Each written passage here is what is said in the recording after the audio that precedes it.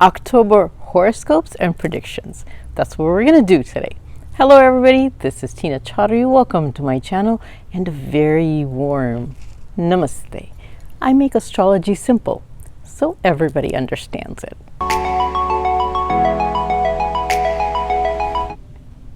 So let's quickly take a look at all the planetary positions for October.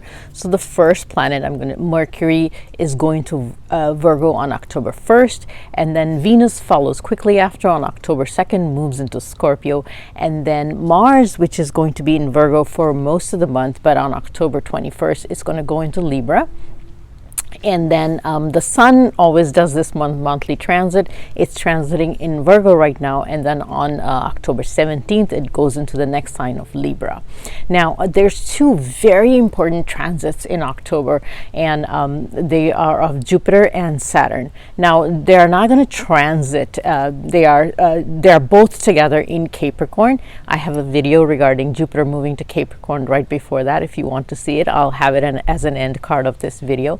But so they're both going to stay in Capricorn. But the important thing about both those planets are that they are both in retrograde motion right now. And on October 10th, Saturn goes into direct motion.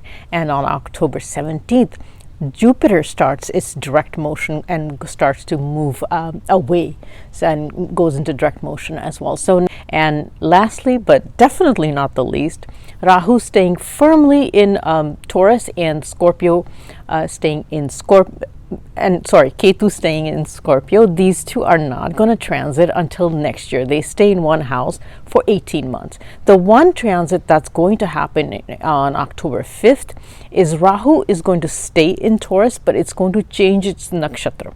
It's going to go in Kritika. It's been in Rohini for a long time, and now it's going to go into Kritika. But one of the things you've noticed probably is that we have a cluster of planets in Virgo and in Libra in October. So those are going to be the active signs. So that's where the hub of the activity this month in October is going to be, in the Virgo and Libra signs. Now let's take a look at all the important dates and festivals or celebrations during October.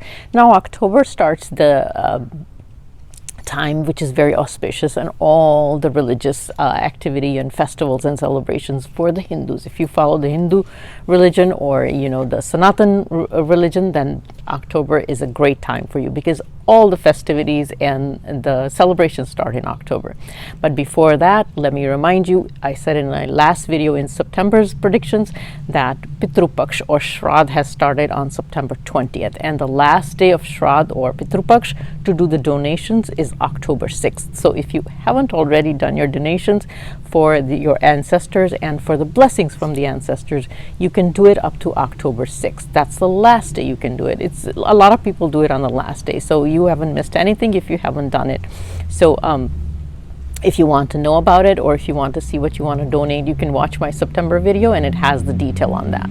Now right after Pitru Paksh or Shraddh ends, Durga Puja starts. So Durga Puja starts on the 6th and it goes up to the 15th. So it's 9 days, or 10 days of celebrations. Now, why is Durga Puja celebrated? So it celebrates the fact that goddess Durga defeated the demon king Mahishasur. Mahishasur was a demon, and he was troubling all the humanity in the universe. So he was a demon. So he was bothering everybody and troubling everybody and generally being evil. And so the Trinity, which is Brahma, Vishnu and Mahesh, which is the Trinity of the Hindu religion, created with all their powers and with all their weapons, they created a goddess called Durga Ma. And she's called Durga Ma. Ma means mother, and she's considered the mother of the universe because the gods created her. So she's kind of like the mother of the universe, and she's their mother. So they created her so she could fight this demon. And she descended on earth on the first day of the Durga Puja day, which is the Navratri. And she descended on the earth on that day, and she fought this demon king for 10 days. On the 10th day, she killed him. So that's why the celebration goes on for 10 days. So So on the 10th day, she kills the demon king. Now, why is she a mother, and why did they create a woman instead of this big man that could have, killed this demon king? So it is believed that she's the goddess of the universe, and she's the mother of the universe. So who better than to protect their children than the mother? So the mother is the gods feel that the best protection that a child can get is from their mother, and hence they created this woman who is also known as Shakti. Shakti is also power. So a mother is the best protector of her children, hence they created a woman. Okay, so she's called Ma Durga, which is mother of the universe, and hence she was created to protect her children and kill this demon that was harming all her children or her universe. And so hence this is why Durga Puja is celebrated. It celebrates, even in today's world, if you think about it, it celebrates the power of a mother, and it celebrates the power of a woman. The second most important day is on October 15th, which is Sara. Now, Sara is celebrated to mark the significance of, again, the same thing, which is the victory of good over evil. The mythology around it is that Lord Ram fought King Ravan and won that battle, and hence, again, I'm not going to go into the mythology story around it. So you can Google it if you want to, but it's a long story. So again, it celebrates the victory of good over evil, and actually the spiritual significance of Sara and Durga Puja combined is that we should internally we should also fight the demons within us and come over and become more positive. Our thinking should become more positive at this time, and fight the devil or the demon within us. The demons within us are the negative thinking, they're the ego, they're the anger. So we have to fight that, overcome that, and actually become more positive. Last but certainly not the least, on October 24th is a day or festival called Karwachat. Karwachat is celebrated by married women in India. And the way they celebrate it is they fast all day and pray for the long life, success, love, of their husbands, and so and then they break their fast at night. So if you are one of those that celebrated, good luck, and to you and your husband, I wish you the best and all the good blessings.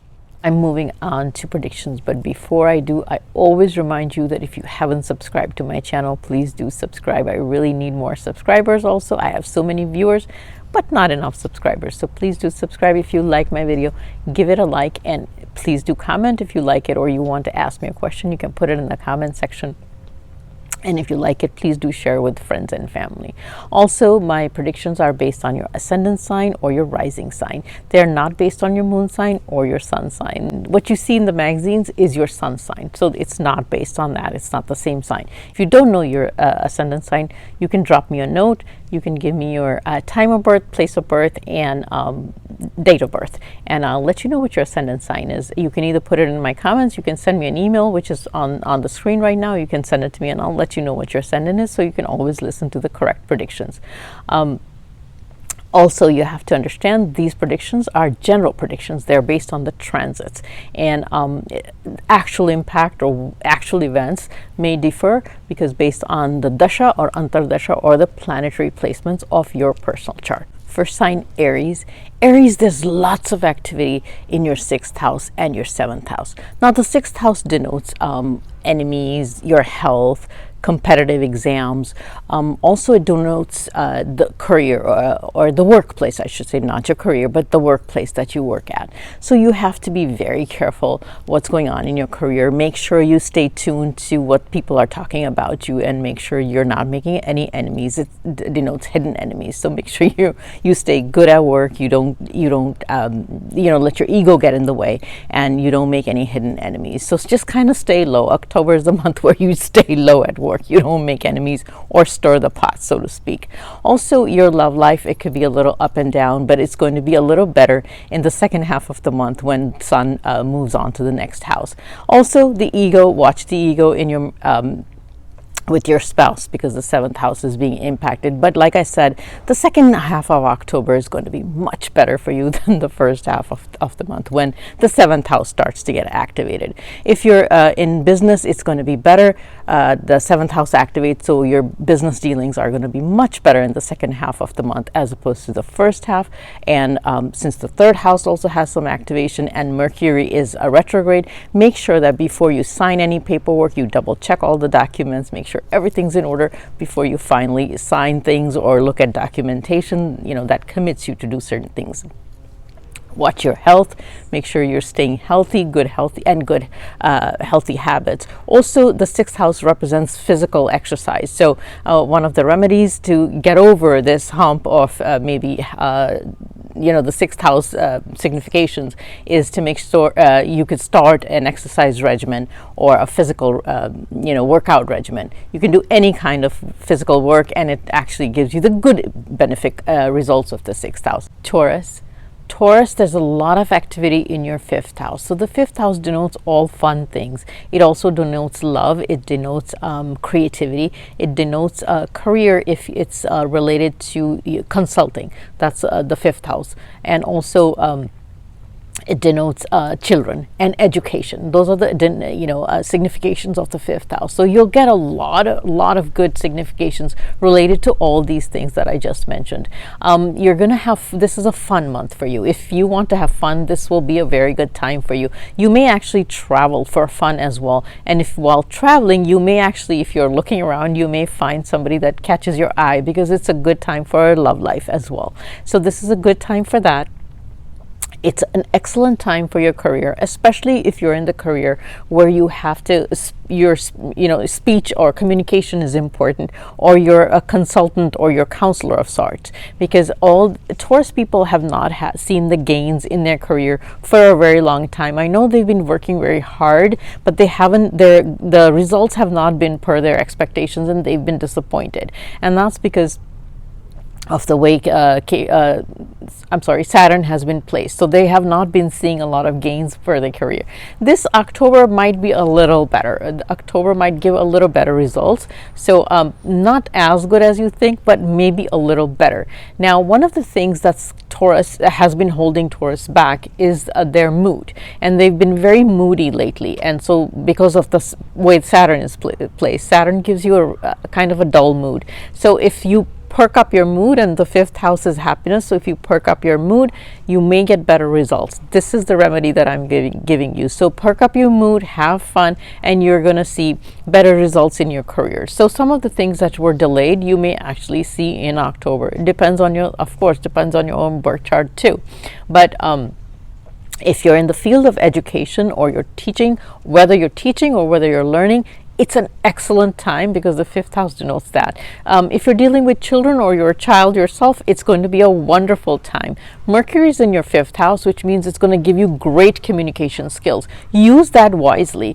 Mercury denotes finance and communication, so your finance may do better as well. So use that good communication skill in your career and profession, and also the better mood in your career and profession, and you may see some magical results. So Gemini, you have a very busy fourth house in October. So the fourth house denotes marital happiness, domestic happiness, happiness from your mother, and gains from real estate as well. If you're a student in the lower grades, not higher than high school, then it denotes recognition, rewards, and doing well at school also. So those are all the significations of the fourth house, and you're going to see that you're going to have all those going on in October. You're going to see a lot of those. The theme for October is going to be around there. So you're going to have a very, very busy home life, but a good home life. And also you're going to, if you're a student, like I said, recognition, rewards, it's going to be a good time for students. Also, the younger students also. If you're looking to do anything in real estate or, you know, renting, selling, buying, it's a good time for gains as well. So if you were thinking about it, this might be the month that you do it. For those people that were looking for a job, this might be a good time. You might get the job. Also, this is actually a very good time for Gemini people because the fourth house is activated as well as the sixth and the eighth house. So you may get sudden gains from sale of certain things, or you may just get certain financial gains as well. So this is a good time. Your income, you might have good income or raise in income. So it's a good time for that as well. Your communication at home is going to be good if you remember what I said. So Mercury is in the fourth house and it's going to give you good communication. Mercury is in power this month. So Mercury is its own house of Virgo and it's got good power. So make sure your speech is always sweet and courteous at home, and then you'll see how good it is. But your home will be the hub of activity this month. So you'll have a good time at home. Like I said, gains from mother. You may find some happiness from mother, or something related to your mother will give you happiness as well this month. The only downside is if you're married, you may see a little up and down in your marriage right now because the seventh house, because the sixth and eighth are activated, so the seventh house is in the middle. So no fighting at home. Just remember that. Other Cancer. Cancer, October is a month where your third house and your seventh house are very busy. They're full of planets. Now, the third house signifies short distance travel. It signifies communication. It signifies your peers, your siblings. It also signifies communication. Those are the significations of the third house. The seventh house signifies relationships with your marital relationships as well as business relationships. So October is going to carry a lot of these energies of these significations that I just talked about. Now, Virgo, which is your third house, is has Mercury in it, which when Mercury goes into its own house, it has the best communication, and for you it's the third house, which also signifies communication. So you're going to have the best communication month ever of the whole year. Use it wisely. Now, and the seventh house is activated, which is your business relationships and your marital relationships. So this is a month where you are going to network with a lot of people. You're going to create business relationships with a lot of people. And these are relationships that are going to last for a long time, depending upon your communication, which is going to be very good this month. So use this month wisely. Your aura is going to be really good because Jupiter is looking at your first house and has been, and then it goes direct this month. So it couldn't get any better. Now, the only downside to this month is that because Saturn has been sitting in your seventh house, it's been sitting in your seventh house and it's been giving you some issues in your marital life, probably. So but Jupiter and Saturn both go direct this month, so it might be improved a little, especially because your communication is also going to get improved. The only downside that does is now, because of your eighth house also, fourth and eighth also getting impacted, is it impacts your spouse's health at this time. But otherwise it's a great month because of the third and the seventh getting activated. So use this month wisely. It's a great month. It's going to be an important month for a long time because like I said, you're creating these relationships that are going to be very useful for you in the long term. So use this month wisely. Enjoy this month. It's one of the best months. You're probably one of the ascendants that's going to get it the best. Leo, October is a month where your second house, your third and fourth house are very busy.